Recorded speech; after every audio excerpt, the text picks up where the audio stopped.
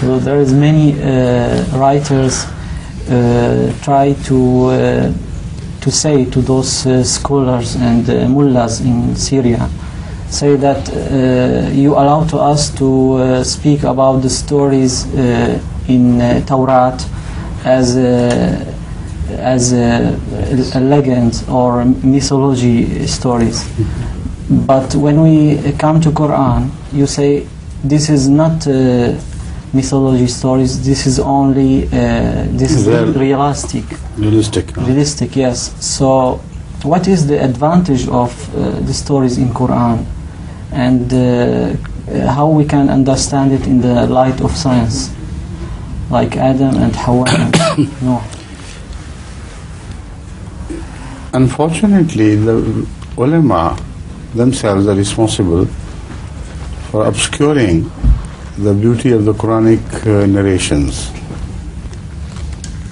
because when they fail to understand the significance of the Quranic reference to the past, they turn to the Bible, whom they themselves consider to be legend as compared to the Quran, and they draw their inspiration largely from the Bible.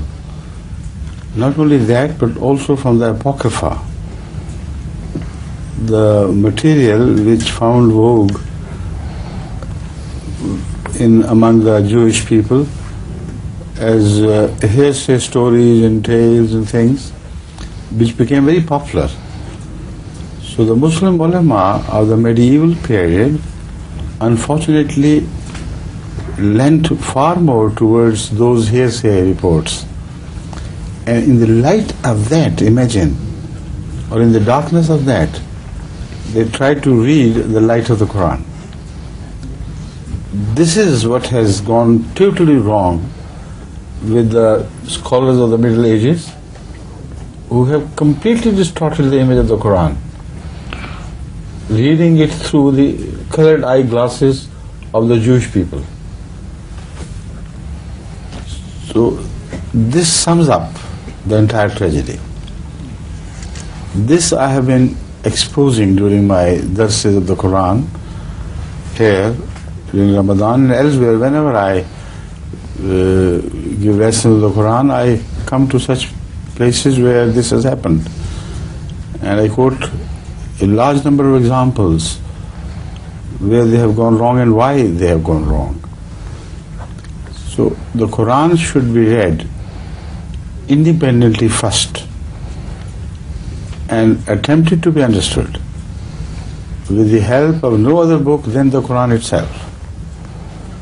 Then it will never lead you astray. It cannot lead you astray, because this is the pure, well protected Word of God, unadulterated by human interference.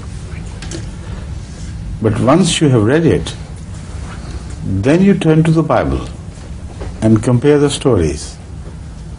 Then you will understand what had happened before.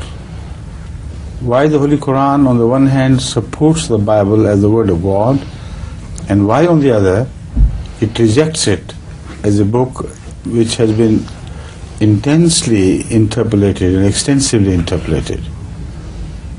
You understand? Yes. But that in itself is a very interesting subject which answers a very big reply with help of the illustrations. So I think for the time being this answer should be sufficient.